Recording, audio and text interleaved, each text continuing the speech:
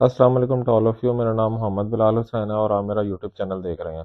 आज एक नई स्कॉलरशिप के साथ आप लोगों की खिदमत में हाजिर हुआ हूँ और उस स्कॉलरशिप का नाम है Hamad bin Khalifa university scholarship 2024 for the international students.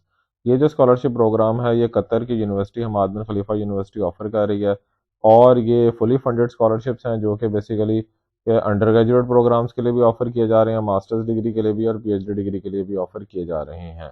ठीक है जी। और इस सबसे अच्छी चीज़ जो है स्कॉलरशिप प्रोग्राम की ये है, जो अक्सर स्टूडेंट्स के लिए बहुत ही अच्छी चीज़ है कि जनाब इसके अंदर आइल्स की रिक्वायरमेंट नहीं है। अगर कोई भी स्टूडेंट जो है उसके पास इंग्लिश प्रोफिशिएंसी सर्टिफिकेट है जो कि आपको अपनी डिग्री कंप्लीट करने के बाद पाकिस्तानी यूनिवर्सिटी से मिल जाता है, उसको हम ईपीसी या इंग्लिश प्रोफिशिएंसी सर्टिफिकेट बोलते हैं, तो इस सर्टिफिकेट के ऊपर भी आप इस स्कॉलरशिप के ऊपर जो है वो अप्लाई कर सकते हैं। और ये फुली फंडेड स्कॉलरशिप है और इसके अंदर आपके सारे के सारे एक्सपेंसेस ये स्कॉलरशिप प्रोग्राम जो है ये पूरा कर देगा। जहाँ तक इसकी रिलेटेड डिटेल्स का ताल्लुक है तो ये इसमें university again Hammad bin Khalifa university है। डिग्री लेवल इसमें तीनों ही इसके अंदर आ जाते हैं। फुली फंडेड स्कॉलरशिप है, तमाम नेशनलिटीज़ के स्टूडेंट्स इसके ऊपर अप्लाई कर सकते हैं। कतर के अंदर आपको जो है वो रहने का मौका मिलेगा और इसकी जो लास्ट डेट है स्कॉलरशिप प्रोग्राम की वो है 1 फरवरी सन 2024। जहाँ तक इसके फाइनेंशियल बेनिफिट्स का ताल्लुक है वो मैं ऑलरेडी बता चुका हूँ कि ये पर्टिकुलर स्कॉलरशिप प्रोग्राम जो है ये फुली फंडेड स्कॉलरशिप प्रोग्राम है। और सबसे इंटरेस्टिंग चीज़ और ज़बरदस्त चीज़ ये है कि अगर आप मास्टर्स डिग्री की स्कॉलरशिप के लिए जो है वो अप्लाई कर रहे हैं स्कॉलरशिप प्रोग्राम में तो आपको 5,000 कतरी रियाल जो है वो स्कॉलरशिप मिलेगा। और अगर आप पीएचडी के लिए अप्लाई कर रहे हैं तो आपको 7,500 कतरी रियाल पर मंथ जो है ये स्कॉलरशिप मिलेगा और अकोमोडेशन भी इसके साथ आपकी फ्री होगी और आपको रिटर्न टिकट जो है वो भी मिलेगा। और ये स्कॉलरशिप इतना अच्छा ज़बरदस्त स्कॉलरशिप है कि अगर मैं इसको पाकिस्तानी रुपीज़ में अभी करंटली कन्वर्ट करूँ तो मैं अभी आपको दिखा देता हूँ कि इसकी पाकिस्तानी रुपीज़ में अमाउंट कितनी बनती है। तो 5,000 कतरी रियाल जो है वो इस टाइम पाकिस्तानी रुपीज़ में बनता है 3,95,787 रुपये जो है वो बनते हैं। और यही चीज़ अगर आप जो है चले जाएं, अगर हम 7,500 कतरी रियाल जो है उसको अगर हम कन्वर्ट करते हैं तो वो पाकिस्तानी अमाउंट में अमाउंट बनती है पाकिस्तानी रुपीज़ में 5,93,680 रुपये। यानी तकरीबन अराउंड 3 से 5 लाख रुपए का स्कॉलरशिप प्रोग्राम जो है वो स्टूडेंट्स को मिलेगा। अगर वो स्पेशली अगर वो पीएचडी के स्टूडेंट्स हैं तो उनको तकरीबन 6 लाख के करीब पाकिस्तानी रुपीज़ जो है वो अमाउंट जो है वो मिलेगी। तो ये बहुत ही अच्छा स्कॉलरशिप प्रोग्राम है, तो इसके ऊपर ज़रूर ज़रूर आप लोगों ने अप्लाई करना है। और उससे ज़्यादा अच्छी चीज़ अगेन कि इसमें आइल्स की ज़रूरत भी नहीं है। फिर इसी के साथ साथ अगर कोई बंदा मैरिड है और वो अपनी फैमिली को भी लेके जाना चाहता है तो भाई उसके लिए भी बड़ी ज़बरदस्त चीज़ है, तो वहाँ पे फैमिली अकोमोडेशन भी वो आपको प्रोवाइड करेंगे। और अगर अंडर ग्रेजुएट के स्टूडेंट इस स्कॉलरशिप के ऊपर अप्लाई करना चाहते हैं तो वो जनाब इस यूनिवर्सिटी में मेरिट बेस्ड स्कॉलरशिप्स के ऊपर भी अप्लाई कर सकते हैं और फाइनेंशियल लोन के लिए भी अप्लाई कर सकते हैं। तो ये भी एक बहुत ही अच्छी चीज़ है जो कि इस यूनिवर्सिटी के अंदर प्रोवाइड की जा रही है। उसके बाद अवेलेबल फील्ड्स जो हैं इसमें बहुत सारी अवेलेबल फील्ड्स हैं जो कि स्कॉलरशिप प्रोग्राम में ऑफर की जा रही हैं। चाहे आप बैचलर्स करना चाह रहे हैं, चाहे मास्टर्स, चाहे पीएचडी, वो कौन कौन सी हैं उसके अंदर ये कॉलेज ऑफ इस्लामिक स्टडीज़ हैं उसके अंदर ये देखें ये सारी की सारी फील्ड्स हैं जो कि आप जिसके अंदर आप बीएस भी कर सकते हैं, मास्टर्स भी कर सकते हैं और पीएचडी भी कर सकते हैं। ठीक है जी। इसी तरह कॉलेज ऑफ ह्यूमैनिटीज़ और सोशल साइंसेज है उसके अंदर भी ये सारी की सारी डिग्रीज जो हैं ये ऑफर की जा रही हैं।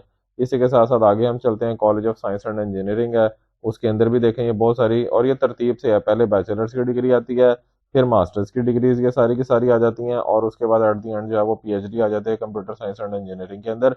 तो ये college of science and engineering में ये सारी की सारी डिग्रीज ऑफर की जा रही हैं और ये सारे के सारे फुली फंडेड स्कॉलरशिप्स हैं। अगेन मैं बार बार बता रहा हूँ। और ये देखें ये पीएचडी जिसके अंदर भी ऑफर की जा रही है। इसी तरह कॉलेज ऑफ लॉ के अंदर ये वाली डिग्रीज जो हैं ये वाली ऑफर की जा रही हैं। और इसी के साथ साथ अगर हम नीचे चलते हैं तो college of health and life sciences के अंदर मास्टर्स प्रोग्राम भी ऑफर किए जा रहे हैं और पीएचडी प्रोग्राम भी ऑफर किए जा रहे हैं। और इसी के साथ साथ आ जाता है जी कॉलेज ऑफ पब्लिक पॉलिसी, उसके अंदर मास्टर ऑफ पब्लिक पॉलिसी जो है वो ऑफर किया जा रहा है। यानी इतनी सारी डिग्रीज हैं जो कि स्कॉलरशिप प्रोग्राम के अंदर ऑफर की जा रही हैं। तो ये अपॉर्चुनिटी जो है ये तो बिल्कुल भी मिस करने वाली नहीं है, क्योंकि ना इसमें आइल्स चाहिए और ना ही इसके अंदर कोई खास पर्टिकुलर रिक्वायरमेंट है। बिल्कुल जनरल चीज़ें जो आगे मैं आप लोगों को एक्सप्लेन करूंगा। और अमाउंट स्कॉलरशिप की पीएचडी की 6 लाख रुपए पर मंथ तकरीबन आपको अमाउंट मिलेगी और मास्टर्स डिग्री में तकरीबन 5 लाख के करीब या 3 लाख के करीब स्कॉलरशिप की अमाउंट मिलेगी, जो कि बहुत ही अच्छा स्कॉलरशिप अमाउंट जो है वो बनता है। अगर हम इसके एलिजिबिलिटी क्राइटेरिया की बात करते हैं तो एलिजिबिलिटी क्राइटेरिया जो है वो हर, जैसे कि मैंने ऊपर बताया है कि हर डिफरेंट जो डिग्री प्रोग्राम है वो डिफरेंट कॉलेज जो है वो ऑफर कर रहा है। और ये सारे कॉलेजेस जो होते हैं ये हमाद बिन खलीफा यूनिवर्सिटी के अंडर आते हैं। तो हर कॉलेज और हर डिग्री की अपनी रिक्वायरमेंट है। तो जो भी डिग्री है, मिसाल के तौर पर अगर आप मास्टर ऑफ पब्लिक पॉलिसी करना चाहते हैं तो आपको इसी पर्टिकुलर जो यानी कि जो ये कॉलेज ऑफ पब्लिक पॉलिसी है, इसमें जाके आपको ये देखना पड़ेगा कि ये जो मास्टर ऑफ पब्लिक पॉलिसी है, इसकी बेसिक रिक्वायरमेंट्स क्या हैं और इसकी डेडलाइन क्या है और इसका क्राइटेरिया क्या है। तो हर डिग्री की अपनी रिक्वायरमेंट है और अपना सारा हिसाब किताब है। इस वजह से आपको जो है वो हर एक अपनी रेलिवेंट डिग्री को जाके खुद से देखना पड़ेगा और उसका क्राइटेरिया आपको जो है वो रीड करना पड़ेगा और उसके ऊपर पूरा उतरना पड़ेगा। अगर इसकी डेडलाइन की बात आ जाती है, इस पर्टिकुलर स्कॉलरशिप एप्लीकेशन की जो डेडलाइन आती है, तो वो इंटरनेशनल स्टूडेंट्स के लिए होती है 31 फरवरी 1 फरवरी 2024। और अगर हम जो वहाँ कतर में रहने वाले नेशनल्स या जो रेजिडेंट्स हैं, उनके लिए ये जो डेट आ जाती है, ये आती है 14 मार्च 2024। लेकिन चूंकि ज़्यादातर इसके ऊपर इंटरनेशनल स्टूडेंट्स अप्लाई करेंगे, तो उन जिस तरह पाकिस्तानी भी अप्लाई कर सकते हैं, बांग्लादेशी भी अप्लाई कर सकते हैं, इंडियन भी अप्लाई कर सकते हैं और भी श्रीलंकन भी अप्लाई कर सकते हैं, तो उन सब के लिए जो है ये डेट आ जाती है 1 फरवरी 2024। उसके बाद आ जाता है आगे जनाब के जिसकी जो ऑफिशियल वेबसाइट आती है, उसका लिंक क्या है, उसका लिंक ये है, ये नीचे मैं वीडियो के डिस्क्रिप्शन में भी दे दूंगा। अब जब इस लिंक को आप ओपन करेंगे, यहाँ से कॉपी करके जब आप इस लिंक को ओपन करेंगे, तो ओपन करने के बाद आपके पास इस तरह की विंडो जो है वो ओपन हो जाएगी। तो ये हमाद बिन खलीफा यूनिवर्सिटी है, देखें ये हमाद HBKU.edu.Q है, ये आपने ध्यान में रखना है। ये जनाब इसकी ऑफिशियल वेबसाइट है, हमाद बिन खलीफा यूनिवर्सिटी की ऑफिशियल वेबसाइट है। अगर आप इसकी ऑफिशियल वेबसाइट के ऊपर नजर दौड़ाएं, तो ये देखें जनाब इसके अंदर यहाँ पर ये ऊपर ही मेंशन आ जाता है deadline for the international applicants, वो कितनी है 1 फरवरी 2024। और अगर कतरी है वहाँ के रेजिडेंट्स हैं, तो उनके लिए 14 मार्च जो है वो 2024 की जो है वो डेडलाइन है। इसी के साथ साथ यहाँ पर ये मुख्तलिफ कॉलेजेस दिए गए हैं, इन कॉलेजेस से भी आप डायरेक्टली अप्लाई कर सकते हैं। College of law, college of humanities and social sciences आ जाता है, फिर college of science and engineering है, college of health and life sciences है, कॉलेज ऑफ पब्लिक पॉलिसी है, वगैरह वगैरह। तो इनसे भी डायरेक्टली आप ओपन करके जो है वो इंफॉर्मेशन जो है वो हासिल कर सकते हैं, या यहाँ से भी आप डायरेक्टली जो है वो अप्लाई कर सकते हैं। अगर आप इसको ओपन करेंगे तो सारी डिग्रीज उससे रिलेटेड नीचे आपके पास जो है वो ओपन हो जाएंगी। ठीक है जी, ये चीज़ आपने जो है वो ज़हन में रखनी है। अब इन सबके ऊपर किसी भी डिग्री पर अप्लाई करने के लिए ज़रूरी है कि जनाब आपने यहाँ पर अप्लाई ना का ऑप्शन होगा, उसको आपने जो है वो क्लिक करना है।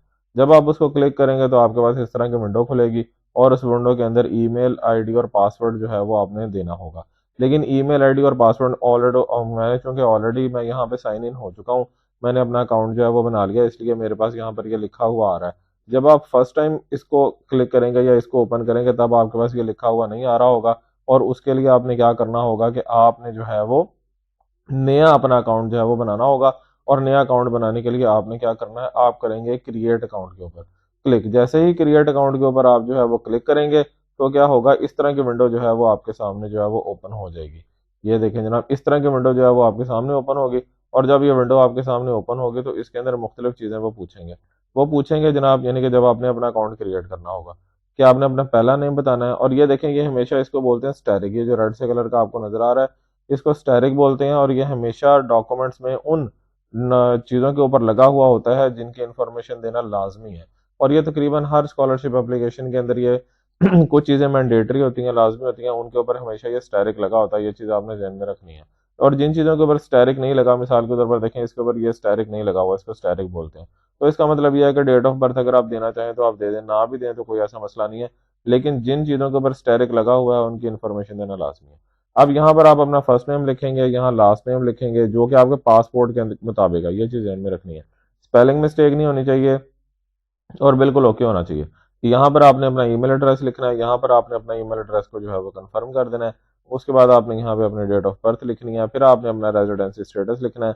रेजिडेंसी स्टेटस में कतरी भी आ रहा होगा, जीसीसी नेशनल भी आ रहा होगा, रेजिडेंट भी आ रहा होगा, इंटरनेशनल भी होगा। और ऑब्वियसली आप इंटरनेशनल स्टूडेंट है तो आप यहाँ पे इंटरनेशनल को क्लिक कर देंगे।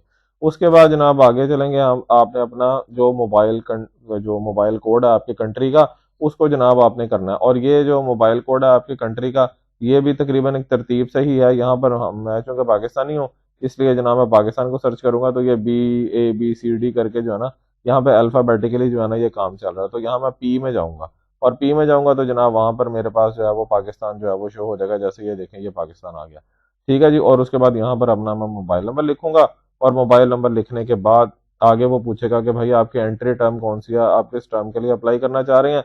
तो यहाँ पे आ जाएगा फाल 2024 है, उसके लिए आप अप्लाई करना चाह रहे हैं, इसको आप क्लिक कर देंगे। क्लिक करने के बाद वो पूछेगा आगे कि आपका एकेडमिक लेवल है, आपने किस डिग्री के लिए अप्लाई करना है। सर्टिफिकेट के लिए करना है, डॉक्टर ऑफ फिलोसफी यानी PhD के लिए करना है, आपने ग्रेजुएट के लिए करना है, प्रोफेशनल के लिए करना है या अंडर ग्रेजुएट के लिए करना है। तो यहाँ पर जो है वो पीएचडी की डिग्री भी ऑफर की जा रही है, और एमफिल की डिग्री भी ऑफर की जा रही है, और अंडर ग्रेजुएट की भी ऑफर की जा रही है। तो यहाँ पर जनाब फर्ज करें कि मैंने ग्रेजुएट यानी कि मास्टर्स के लिए अप्लाई करना है, तो मैं यहाँ पे ग्रेजुएट के ऊपर क्लिक जो है ना वो कर दूंगा। करने के बाद फिर उसके बाद जनाब मैं आगे चलूंगा। आगे जाने के बाद मैं यहाँ पर अपना जो ईमेल आईडी है उसका मैं पासवर्ड यहाँ लिखूंगा, जो भी मैंने पासवर्ड लिखना होगा उस पासवर्ड को मैं कंफर्म करूंगा, और जैसे ही मैं इसको क्रिएट अकाउंट करूंगा तो एक ईमेल जो है, ईमेल कंफर्मेशन मेल आपके मेल अकाउंट के ऊपर चली जाएगी, जो मेल अकाउंट आपने शुरू में दिया हुआ होगा। ठीक है जी।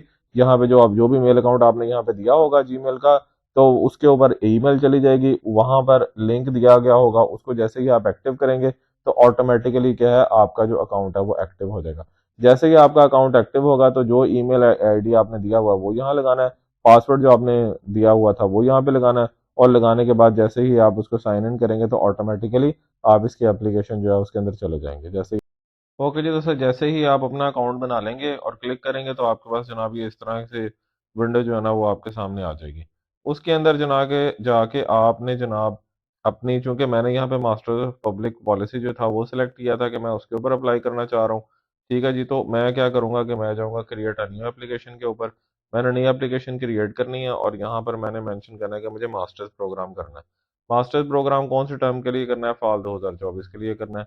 उसके बाद जनाब उसको मैं सेलेक्ट करूंगा तो मेरे पास जनाब अगली विंडो जो है वो ओपन हो जाएगी। ठीक है जी। और चूंकि मैंने बेसिकली क्या करना है, अगली विंडो आ गई क्रिएट अ न्यू एप्लीकेशन पे, जैसे ही विंडो आपके आगे आई तो यहाँ पर आप मेंशन करेंगे कि आपकी जो है ना वो एप्लीकेंट टाइप आप कौन से हैं, तो आप बेसिकली इंटरनेशनल स्टूडेंट हैं। एकेडमिक प्रोग्राम किसके लिए आप अप्लाई करना चाह रहे हैं, यहाँ से आप कोई भी एप्लीकेशन जो है ना मास्टर्स प्रोग्राम अपनी मर्जी से जो है वो कोई भी सिलेक्ट कर सकते हैं, आपकी मर्जी है कि कौन सा करना चाहें। मिसाल के तौर पर यहाँ पर मैं कर लेता हूँ बायोलॉजिकल एंड बायोमेडिकल साइंसेस। उसको मैंने क्लिक कर लिया। एंट्री टर्म कौन सी है मेरी? फाल 2024 की एंट्री टर्म है। तो जनाब ये करने के बाद आगे जो है ना वो मैं मूव ऑन कर लूंगा। सेव एंड कंटिन्यू आपने कर लेना। जैसे ही आप सेव एंड कंटिन्यू कर लेंगे तो आप चले जाएंगे पर्सनल इन्फॉर्मेशन पे, क्योंकि आपके एप्लीकेशन के अंदर ये सारी चीज़ों को फिल करना जरूरी है। प्लान्स वाला पोर्शन फिल करना है, फिर पर्सनल इन्फॉर्मेशन, फिर डेमोग्राफिक्स, फिर एकेडमिक्स, वर्क एक्सपीरियंस और एडिशनल इन्फॉर्मेशन। अब इसके अंदर जनाब आपकी पर्सनल इन्फॉर्मेशन है तो उसके अंदर आपका पूछेगा नाम, जो ऑलरेडी आपने मेंशन किया है। मिडिल नेम अगर आपका कोई नहीं है तो कोई मसला नहीं, आप नाम मेंशन करें। फिर लास्ट नेम आपका आ जाएगा ये। फिर उसके बाद जनाब ये आ गया, फर्स्ट नेम आ जाएगा। फिर आपकी जो पर्सनल ईमेल आईडी जो है वो जनाब आपकी जो है वो ये आ गई। ठीक है जी। पर्सनल ईमेल आईडी के बाद वो पूछेगा आपका ये कंट्री कोड जो है वो आपकी कंट्री का कौन सा है। अगेन कंट्री कोड जो है वो आपने यहाँ से सिलेक्ट कर लेना है। मैंने पहले भी बताया था कि पाकिस्तान का पी में जाके आएगा अल्फ़ाबेटिकली, यहाँ पर ये लिखा हुआ है। तो जैसे ही आप पी के अंदर जाएंगे तो जनाब आपके पास जो है वो पाकिस्तान का कंट्री कोड जो है वो मेंशन हो जाएगा। ये जनाब आ गया हमारे पास। ये देखें जनाब पाकिस्तान का कंट्री कोड ये पाकिस्तान कंट्री कोड आ गया। उसके बाद यहाँ पर आपने कोई भी जो नंबर है वो यहाँ पे मेंशन कर देना है। मिसाल के तौर पर मैं मेंशन कर देता हूँ, ये मेंशन कर देता हूँ नंबर 472।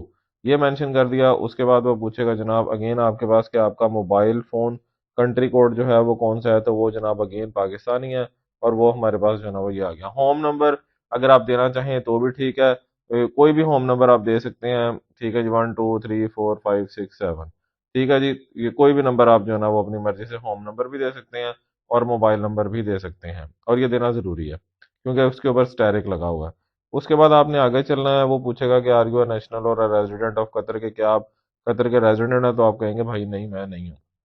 फिर उसके बाद आगे वो आपसे पूछेगा एड्रेस, तो आपने यहाँ पर अपना जो है ना वो एड्रेस मेंशन कर देना। एड्रेस अपना जो आपका घर का एड्रेस है वो आपने यहाँ पर जो है वो मेंशन कर देना। ठीक है जी। एड्रेस अगर लंबा है तो फिर अगेन आपने यहाँ पे मेंशन कर देना। ये मैं रैंडमली लिख रहा हूँ। ठीक है जी। और यानी कि ये सारी जगह फिल करनी जो है वो लाजमी है। स्पेशली जिस पे स्टैरिक लगा हुआ है ये पहली लाइन फिल करना जो है वो लाजमी है। अपना एड्रेस आपने डिटेल से देना। अगर आपका एड्रेस लंबा है तो दूसरी और तीसरी लाइन भी आप इस्तेमाल कर सकते हैं। उसके बाद फिर कंट्री आपका क्या है जी? कंट्री पाकिस्तान है। सिटी आपका कौन सा है? सिटी जनाब है मेरा फैसलाबाद। ठीक है जी। और उसके बाद जनाब इसका जिप कोड जो है वो 38,000 आ गया। अगर आप प्रोविंस बताना चाहते हैं तो बता दें जनाब पंजाब प्रोविंस है मेरा। ठीक है जी। तो आप प्रोविंस भी बता सकते हैं। उसके बाद फिर आगे आगे वो पूछेगा कि अगर खुदा न खास्ता कोई इमरजेंसी कॉन्टैक्ट किसी को करना हो तो फिर किसका करना है। तो यहाँ पर आप अपने फादर का नंबर भी दे सकते हैं, आप अपने किसी कज़न का दे सकते हैं, बहन भाई का दे सकते हैं, मदर का दे सकते हैं, कोई भी आप यहाँ पे उनका नाम यहाँ पे आपने लिख देना है, कॉन्टैक्ट का लास्ट नेम उनका यहाँ पे आपने लिख देना है। फिर वो आपसे रिलेशनशिप पूछेगा कि इस बंदे से रिलेशनशिप आपका क्या है। तो वो आपका पेरेंट भी हो सकता है, आपका सिबलिंग को कजन भी हो सकता है, स्पाउस आपकी वाइफ, हस्बैंड का वाइफ गया कोई भी हो सकता है, फ्रेंड भी हो सकता है, यादर गया कोई भी जो है वो हो सकता है। उसके बाद वो पूछेगा कि जो भी जिस भी बंदे का नंबर आपने जो आपने बताया है जिसका, उसका जो इमरजेंसी कॉन्टैक्ट कंट्री कोड जो है वो कौन सा, यानी वो किस कंट्री के अंदर मौजूद है।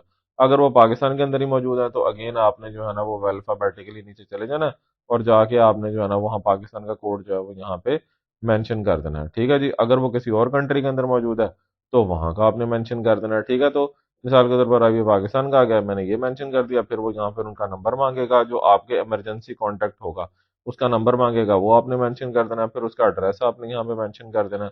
ठीक है जी। और लेकिन यहाँ पे ये देखें, एड्रेस देना लाजमी नहीं है, इमरजेंसी कॉन्टैक्ट का एड्रेस देना लाजमी नहीं है, क्योंकि उसके ऊपर स्टैरिक नहीं लगा हुआ, लेकिन फोन नंबर देना जो है वो लाजमी है, और कंट्री कोड देना भी लाजमी है। ठीक है जी। ये बता दिया। उसके बाद फिर यहाँ पर आपने जो भी आपका इमरजेंसी कॉन्टैक्ट है उसका आपने कंट्री नेम जो है वो आपने बता देना है। तो कंट्री नेम मैं बता रहा हूँ कि जनाब पाकिस्तान में है, फिर उसका हमने सिटी नेम जो है वो मेंशन कर देना है। तो फैसलाबाद के अंदर है, फिर वो किस सूबे के अंदर वो जो है वो मौजूद है वो आपने मेंशन कर देना है, और फिर आपका जो जो पोस्टल कोड है उस शहर का वो मेंशन कर देना है। ये करने के बाद सेव एंड कंटिन्यू करके आपने आगे चल पड़ना है। ठीक है जी। अच्छा, उसके बाद जनाब हम आगे जाएंगे तो वो आपके पूछेगा डेमोग्राफिक्स इंफॉर्मेशन। अच्छा, एक चीज मैं क्लियर कर दूं कि जब तक आप हर पोर्शन के सारी जगह फिल नहीं करेंगे तब तक आपकी एप्लीकेशन आगे नहीं जाएगी, मैं अगेन बता दूं। ठीक है जी। इसलिए सारी जगह फिल करना लाजमी है। फिर वो आपकी डेमोग्राफिक इंफॉर्मेशन पूछेगा कि आप जगह जेंडर क्या है, जनाब मेल है कि फीमेल है, मैरिटल स्टेटस आपका क्या है, मैरिड है या नहीं है, डिवोर्स्ड है, सिंगल है, सेपरेटेड हैं, विडो हैं, क्या है वो आपने बता देना है। एग्जाम्पल के तौर पे नंबर ऑफ चिल्ड्रन, अगर आपके कितने बच्चे हैं वो आपने यहाँ पे मेंशन कर देना है, एक है, दो है, तीन है, मिसाल के तौर पे। फिर वो आपसे पूछेगा आपकी डेट ऑफ बर्थ है, तो आप अपनी डेट ऑफ बर्थ बता देनी है। जो भी डेट ऑफ बर्थ आपकी है, ये मैंने एक रैंडम डेट ऑफ बर्थ लिखी है, तो वो आपने यहाँ पे अपनी डेट ऑफ बर्थ अपने हिसाब से जो है वो बता देनी है। ठीक है जी। और इसको करने का तरीका भी मैं बता दूं। मिसाल के तौर पर आपकी डेट ऑफ बर्थ जो है वो है, एग्जाम्पल के तौर पर मैं बता रहा हूँ, 1998 है फर्ज करें। ठीक है जी। 1998 है, और दिसंबर 98 है, 3 दिसंबर 1998 है, तो ये आपके पास डेट ऑफ बर्थ आपकी आ जाएगी। बर्थ का जो कंट्री है, कहाँ पे आप पैदा हुए थे, जनाब मैं पाकिस्तान में पैदा हुआ था, तो जनाब वो यहाँ पे आपने मेंशन कर देनी है। फिर वो पूछेगा कि आपकी कोई मदर जो है, is your mother a citizen of Qatar, के आपकी मदर जो है वो कतर के सिटीजन तो नहीं है, अगर हैं तो यस कर दें, वरना आप नो कर दें यहाँ पे। फिर हम आगे चलेंगे तो इसमें सिटीजनशिप और उसकी रेजिडेंसी जो है वो आ जाएगी आपकी, कि आप बेसिकली कहाँ कहाँ के हैं, रेजिडेंस स्टेटस आपका क्या है, तो हम कहेंगे जनाब हम इंटरनेशनल स्टूडेंट हैं। सिटीजनशिप जो है वो आपकी कहाँ की है जनाब, वो हम मेंशन करेंगे पाकिस्तान की है। पासपोर्ट नंबर यहाँ पे आपने मेंशन कर देना है। ठीक है जी। पासपोर्ट नंबर कोई भी आप मेंशन कर सकते हैं जो आपका ओरिजिनल है, और फिर पासपोर्ट की एक्सपायरी डेट भी यहाँ पर आपने जो है वो मेंशन कर देनी है, जो भी आपकी पासपोर्ट की एक्सपायरी डेट होगी वो यहाँ मेंशन कर देनी है। ठीक है जी। वो मेंशन करने के बाद, ठीक है जी, उसके बाद फिर जनाब ये एक्सपायर मैं नहीं शो कराता, चलो ठीक है जी, कोई भी आप यहाँ पे मेंशन जो है वो कर सकते हैं, वो आपकी मर्जी है। ये मैं इस वजह से थोड़ा आगे पीछे कर रहा हूँ कि ये मैं ईयर कोई भी डाल देता हूँ यहाँ पे, 2031 डाल दिया मैंने। ठीक है जी। तो ये हो गया। उसके बाद जनाब आगे आता है, जनाब सेव एंड कंटिन्यू कर देना है। अब हम चलेंगे अपने अगले पोर्शन की तरफ, जो कि आ गया एकेडमिक्स। अब एकेडमिक्स के अंदर वो पूछेगा कि आपने यूनिवर्सिटी अटेंड किया, कि are you currently enrolled in university, yes या नो। ऑब्वियसली आप कहेंगे भाई नहीं मैं अभी इनरोल नहीं हूँ। अगर वो यस करेंगे तो वो आपसे पूछेंगे कि भाई किस यूनिवर्सिटी के अंदर आप इनरोल है। तो select add university to list each university at which you have taken courses. तो जनाब वो पूछेगा कि अच्छा आपने करंटली इनरोल है, तो आप किस पर्टिकुलर यूनिवर्सिटी के अंदर आप पढ़े हैं, तो उस यूनिवर्सिटी का आपने यहाँ पे नाम लिख देना है। ठीक है जी। उसी पर्टिकुलर यूनिवर्सिटी का, और किस कंट्री के अंदर जो यूनिवर्सिटी है वो आपने यहाँ पर जो है वो मेंशन कर देनी है। ठीक है जी। कंट्री आपने मेंशन कर देना है कि किस यूनिवर्सिटी में आप पढ़ते रहे हैं, तो पाकिस्तान में पढ़ते रहे हैं जनाब। ठीक है जी। और हाँ, यूनिवर्सिटी का यहाँ पे आपने नेम मेंशन करना है। तो यहाँ पे मैं मेंशन कर देता हूँ, फर्ज करें university of agriculture Faisalabad, university of agriculture Faisalabad. ठीक है जी। University of agriculture Faisalabad. अगर आप इनकेस यहाँ पे मेंशन करते हैं कि भाई नहीं आप करंटली इनरोल नहीं है, तो जनाब आपने वैसे ही यहाँ पर मेंशन कर देना है, तो कि जनाब यूनिवर्सिटी ऑफ एग्रीकल्चर फैसलाबाद में आप पढ़ते रहे हैं। फिर वो आपसे पूछेगा कि अच्छा जनाब अटेंडेड फ्रॉम किस ईयर से किस ईयर तक पढ़ते रहे हैं, तो वो यहाँ पर आपने बताना है। ठीक है जी। कि किस ईयर से किस ईयर तक जो है ना वो आप पढ़ते रहे। तो एग्जाम्पल के तौर पे मैं बताता हूँ कि मैं 2005 से लेके 2005 से मैं पढ़ता रहा हूँ, और किस महीने से जो है ना वो पढ़ते रहे हैं, तो जनाब मार्च से पढ़ता रहा हूँ। और कब तक जो है वो मैंने पढ़ा है, तो मिसाल के तौर पर मैं यहाँ मैंने 2009 तक पढ़ा है, और यहाँ पर वो फिर पूछेगा अच्छा किस महीने तक पढ़े हैं, तो मार्च तक पढ़ा है। तो ग्रेजुएट जो है वो आप हो गए हुए हैं, पूछेगा हाँ जी हाँ जनाब हो गए हुए हैं। फिर आपने डिग्री जो है वो अर्न कर लिया, जो डिग्री आपने अर्न किया वो कौन सी है, तो आप बताएंगे क्योंकि आप मास्टर्स के लिए अप्लाई कर रहे हैं, तो आप बताएंगे कि हाँ जनाब मैंने बैचलर्स जो है ना वो कंप्लीट कर लिया। ठीक है जी। या वो पूछेगा डिग्री अर्नड और एक्सपेक्टेड, कि आपने डिग्री अर्न कर लिया, तो हम कहें जी हाँ जी मैंने डिग्री अर्न कर लिया। अगर आपने डिग्री अभी कंप्लीट नहीं की तो आपने यहाँ पे लिख देना एक्सपेक्टेड। ठीक हो गया जी। अच्छा, उसके बाद फिर आ जाती है आपके पास एकेडमिक डिग्री है। एकेडमिक डिग्री, यहाँ पे आपने अपनी डिग्री जो है उसका नाम आपने यहाँ पे बता देना है कि आपकी डिग्री बेसिकली कौन सी है। जिस भी सब्जेक्ट के अंदर आपकी डिग्री है वो यहाँ पे आपने मेंशन जो है ना वो कर देना है। फिर उसके बाद वो पूछेगा कि आपका बेसिकली मेजर कौन सा है। तो जो भी मेजर जो है वो आपका है वो आपने यहाँ पर जो है वो मेंशन कर देना है। कोई भी, यानी मिसाल के तौर पर यह आ जाता है जी मास्टर ऑफ पब्लिक पॉलिसी, तो जनाब हम पब्लिक पॉलिसी जो है उसको सिलेक्ट करते हैं, और पब्लिक पॉलिसी को यहाँ पर हम जो है वो मेंशन कर देंगे कि जनाब मेरा यही मेजर है और यही मेरा मास्टर्स था। फिर वो आपको पूछेगा कि आपकी डिग्री की डेट कौन सी थी, यानी आपने कब अपनी डिग्री जो थी वो कंप्लीट की थी। ठीक है जी। तो इसके अंदर जो भी आपकी डिग्री डेट की कंप्लीशन डेट है वो यहाँ पर आपने कोई से भी आप डेट जो है वो यहाँ पे ऐड कर सकते हैं। फिर वो पूछेगा आपसे कि यूनिवर्सिटी ग्रेड स्केल आपका जो है वो कौन सा था, यानी कि आपने आपकी 4 में से आपकी जीपीए है ना, तो 4 में से है तो ओवरऑल एवरेज आपकी क्या रही, तो वो यहाँ पे आप मेंशन कर देंगे कि 4 में से मैंने 3.5 जो है ना जीपीए जो है ना वो ली है। फिर लैंग्वेज ऑफ इंस्ट्रक्शन वो आपसे पूछेगा, तो हमारे यहाँ पर लैंग्वेज ऑफ इंस्ट्रक्शन क्या है, इंग्लिश है। और उसके बाद फिर वो पूछेगा डिग्री अटेंडेंस टाइप आपकी यहाँ पर क्या थी। ठीक है जी। तो आप बता देंगे कि भाई जनाब इन क्लास होती थी, यानी कि हम फिजिकली जाके तो हम लेते थे, क्योंकि वो सारी चीज़ें पूछेंगे ना, इन क्लास है, ऑनलाइन है या हाइब्रिड है, तो आप बताएंगे कि जनाब इन क्लास होती है, यानी कि अटेंडेंस लगती है। फिर उसके अलावा अगर आपने कोई और भी यूनिवर्सिटी अटेंड किया तो वहां पर आपने क्लिक कर देना ऐड यूनिवर्सिटी। ऐड यूनिवर्सिटी में जब आप क्लिक करेंगे तो यही इन्फॉर्मेशन दोबारा आपके सामने सारी शो होनी शुरू हो जाएगी, और फिर आप उसको दोबारा से आपने फिल करना है। फिर ये वाली इन्फॉर्मेशन आपसे पूछेगा आइल्स के हवाले से, जीआरई टेस्ट स्कोर ये वो। अगर आपने किया हुआ है तो आप इसको क्लिक कर दें, नहीं किया हुआ तो आप इसको छोड़ दें, ये कंपलसरी नहीं है। फिर हम चलेंगे आप जनाब अपनी अगली जो है ना वो उसकी तरफ, अगली फील्ड की तरफ। वो आगे आपसे पूछेगा आपका वर्क एक्सपीरियंस। अब वर्क एक्सपीरियंस, अगर तो आप स्टूडेंट हैं, यंग है, आपके पास कोई वर्क एक्सपीरियंस नहीं है, तो कोई मसला नहीं, आप यहाँ पे कुछ भी मेंशन ना करें। अगर आपके पास वर्क एक्सपीरियंस मौजूद है तो जनाब ठीक है जी, तो यहाँ पर आप मेंशन कर दें ऐड वर्क एक्सपीरियंस। तो ऐड वर्क एक्सपीरियंस के अंदर जनाब वो पूछेगा कि आपका जिस जगह पे आप काम कर चुके हैं या कर रहे हैं उसका टाइटल क्या था, एम्प्लॉयर आपका, यानी कि जिस किस जगह पे आप काम कर रहे थे उस जगह का नाम बताएं, किस मंथ में से किस मंथ तक, किस मंथ से आप काम कर रहे हैं, किस ईयर से आप काम कर रहे हैं। ठीक है जी। ये सारा वो आपसे पूछेगा। हफ्ते में हमें कितने घंटे आप काम कर रहे हैं, क्या आप अभी एम्प्लॉयड हैं या नहीं है, वगैरह वगैरह। वो ये सारी चीज़ें जो है ना वो आपसे पूछेगा, और वो जब ये पूछेगा तो उसके बाद जनाब आपने जो है वो आगे मूव कर लेना। अगर आगे आप अगर आपने 2-3 जगह जॉब की हुई है तो आप वर्क एक्सपीरियंस 1 एक आ जाएगा, फिर वर्क एक्सपीरियंस 2 आ जाएगा, फिर वर्क एक्सपीरियंस 3 आ जाएगा, यानी कि 3-4 जगह अगर आपने जॉब किया तो आपने जनाब उसको मेंशन करते जाना। अगर आपका कोई वर्क एक्सपीरियंस नहीं है तो कोई मसला नहीं है, आप अगर वर्क एक्सपीरियंस जो है वो चाहे आप मेंशन ना करें। उसके बाद एंड पे चले जाती है हमारी एडिशनल इन्फॉर्मेशन। एडिशनल इन्फॉर्मेशन के अंदर के जनाब वो कहेगा कि अच्छा जनाब आपकी नेटिव लैंग्वेज कौन सी है, तो मैं कहूँगा भाई मेरी नेटिव लैंग्वेज जो है वो उर्दू है। यू में जाएंगे आप और तो उर्दू आपकी नेटिव लैंग्वेज आ जाएगी। उसके बाद वो पूछेगा कि are you interested in campus housing, के क्या आप हॉस्टल में रहना पसंद करेंगे, तो हाँ जनाब हॉस्टल में रहना पसंद करेंगे हम। How will you fund your education, आप अपनी एजुकेशन को फंड कैसे करेंगे, ये सबसे इंपॉर्टेंट चीज़ है कि आप अपनी एप्लीकेशन या अपनी एजुकेशन को फंड कैसे करेंगे। तो उसमें 4 ऑप्शंस आ रही होंगी। पहला आ रहा होगा कि I am self funded and do not require a scholarship, के भाई मेरे पास बड़े पैसे हैं और मुझे स्कॉलरशिप की जरूरत नहीं है, पहली ऑप्शन ये होगी। दूसरी ऑप्शन ये होगी कि मैं सेल्फ फंडेड हूँ लेकिन मैं स्कॉलरशिप को कंसिडर कर सकता हूँ। तीसरा और आएगी हमारे पास कि I require a scholarship from Hamad bin Khalifa University in order to attend, कि जनाब मुझे स्कॉलरशिप मिलेगा तो मैं इस यूनिवर्सिटी को अटेंड कर सकता हूँ कि नहीं कर सकता। और यही वाला तीसरे ऑप्शन है जिसको आपने लाजमी तौर पर क्लिक करना है, क्योंकि उसी सूरत में आपको स्कॉलरशिप मिलेगा। तो जनाब आप इसको क्लिक कर लेंगे। फिर वो पूछेगा कि क्या आपने पहले कभी इस यूनिवर्सिटी में अप्लाई किया, तो आप कहेंगे भाई नहीं मैंने नहीं किया।